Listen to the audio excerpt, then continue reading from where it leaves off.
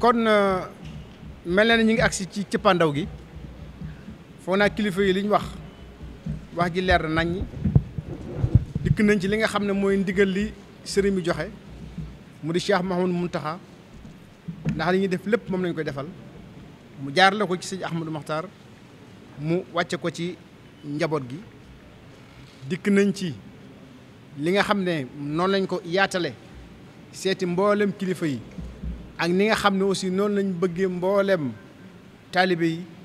kenn ku nekk la ko ci war mu taxaw ci xam ne yëf yi yëfama dikk nañ ci wax ak ñi nga xamante ne ñooy waa àdduna si ndax sëñ Touba foofu la àgg kon bu ñu koy defal lu toll nii fépp fu waay nekk ci àdduna si rek war ngaa xam ne kat bis bi ñu ngi koy waajal fii ci dëkk bi. dikk nañ itam ci programme bi foog naa mën nañ koo tënk ci tënkin mu gàtt day mel ne jublu gi rek moo di delloo si leeral li nga xam ne mooy yoonu murit ci boppam fondement yoon wi identité yoon wi ak lu yoon wi ak lan mooy jëmmi yoon wi ak li nga xam ne la ko sëriñ bi bëggee woon loolu nag dañ koo def ay pàcc bokk na ci pàcc boo xam ne day aju ci wàllu jàngat ci wàllu koom lan la ci yoon wi def ci téeméeri at yi jàll am ca pàcc boo xam ne day ñëw ci jàngat ci wàllu xam-xam jàng ak jàngale ak yar lan mooy ci taxawaayu yoon wi ci at yi nga xam ne jàll na am ci pàcc boo xam ne daa mel nañ ko jagleel li nga xam ne mooy dëkkub Touba ni màggee gi gaawe ak ni muy doxee ak loolu yan conséquences lay am loolu aussi dikk nañ ci ginnaaw buñ am waxtaan yi loo xam ne jagleel nañ ko kii di Cheikh Mouhamadou Moustapha nga xam ne moom moo indi woon sëñ bi fii njëkk a wuutu sëriñ bi te bés bi itam moom moo ko sosoon ak nag dénkaane bu am solo bi nga xam ne sëñ bi dénkaane woon ko ci muy dénkaane mu mujj ci fukki fan yi ak juróom benn ca njaareem kon foog naa ci tënk loolu mooy waxtaan wi léegi nag li ñuy def nii rek mooy comme da ngeen am ay journaux yu bari yu bokkut ñu leen koy tënkal ci kàddu tubaab ci loo matut xañ na juróomi minute donc nous vous remercions de votre présence qui témoigne de l'intérêt que vous portez à cette importante manifestation que nous conduisons sous le ndigal de Cheikh Mouhamadou Mountakha, toute la famille de Darou Khoudoss, toute la famille de Cheikh Mouhamadou Lamine Bara, mais toute la famille de Serigne Touba, de ses frères et de ses différents chefs. Donc c'est vous dire que c'est toute la communauté mouride qui, comme un seul homme, en tout cas, est aujourd'hui réunie pour célébrer le centenaire du retour à Touba de Cheikh Ahmadou Bamba. C'est dire 20 Muharram 1346, 20 Muharram 1446, 100 ans, un siècle,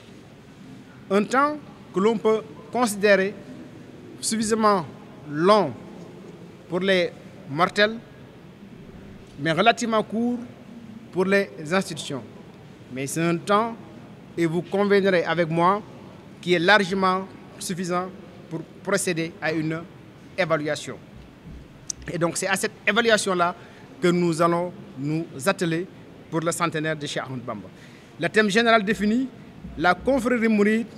100 ans après le rappel à Dieu de son fondateur. Réalisation, défis et perspectives futures. C'est ça le thème général. Nous allons d'abord décliner les aspects liés à l'identité, aux fondements et principes de la confrérie avant d'aborder sous forme de panel sous 4 axes. D'abord, nous allons parler de l'éducation et de l'enseignement religieux et spirituel. Nous évoquerons également le développement socio-économique de la Mouridia. Nous parlerons aussi du développement fulgurant de la ville de Touba et nous terminerons par les défis et les perspectives. C'est dire qu'aucun aspect de la vie du Cheikh ne sera laissé en rade. Et donc les jeunes générations qui n'ont pas connu le Cheikh, qui n'ont pas connu les premières générations qui ont vécu avec lui, vont y trouver donc une source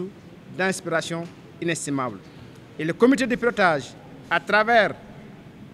Ces thèmes ô combien importants et novateurs entendent donc revisiter l'œuvre de Cheikh Ahmadou Bamba. L'objectif est de permettre au plus grand nombre d'en tirer profit. Et le Cheikh lui-même a écrit « Dieu m'a donné l'ordre de proclamer que je suis un asile et un refuge. Quiconque veut le bonheur ici-bas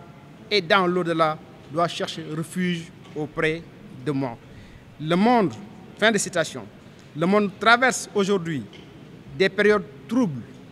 marquées par des conflits dans plusieurs régions du monde. Une jeunesse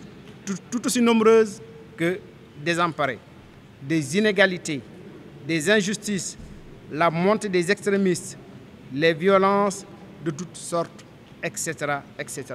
Et donc aujourd'hui, le monde a plus que jamais besoin des enseignements de paix, des enseignements de tolérance, d'ouverture, de bonheur, des enseignements de félicité, de retour à Dieu, de droiture, de piété de Cheikh Ahmadou Bamba. Et donc ce sont ces enseignements-là que nous voulons revisiter à travers ce centenaire de Serigne Touba. Cet enseignement apparaît comme un antidote capable de parer à tous ces fléaux que j'ai cités tout à l'heure. Et c'est donc conscient de tout cela, avec la légendaire mansuétude de Cheikh Mouhamadou Mountakha, qu'il a instruit Serigne Ahmadou Mokhtar d'organiser les festivités du centenaire du retour à Touba de Cheikh Ahmadou Bamba, qui va s'étendre du 13 au 21 juillet dans un premier temps, avant d'être clôturé le lendemain du Magal de Darou Khoudoss et qui va coïncider certainement avec le 27 juillet. C'est ainsi que nous serons donc le 13 juillet à Darou Manane, ici même dans cette salle. Nous serons à Louga le 15 juillet, à Diourbel le 19 et 20 juillet, avant d'aller à Massalikul Jinane le 21 juillet, Inch'Allah. Et donc tout sera clôturé le lendemain du Magal. Donc c'est ainsi que le bref résumé que je voulais faire en français, donc en tout cas pour vous faciliter votre travail et vous permettre donc d'avoir des éléments divers et variés pour donc pouvoir traiter l'information. Nous vous remercions beaucoup. Merci.